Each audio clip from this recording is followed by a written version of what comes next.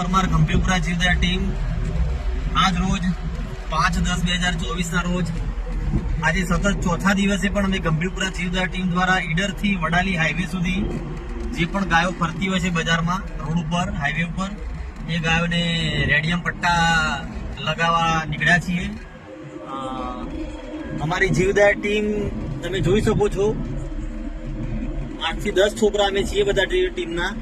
એ નવરાત્રીમાં ગરબા રમવા નથી જતા પણ સેવાના કાર્યમાં અડધી રાતે પણ તૈયાર હોય છે. અત્યારના વાગ્યા છે 11 વાગ્યાના સમયમાં પણ અમે રેડિયમ પટ્ટા લગાવવાનું ચાલુ છે કામકાજ. અમે વડાલી સુધી જઈ રહ્યા છીએ, વડાલીથી આગળ ખેડૂમાં સુધી પણ જવાના છીએ.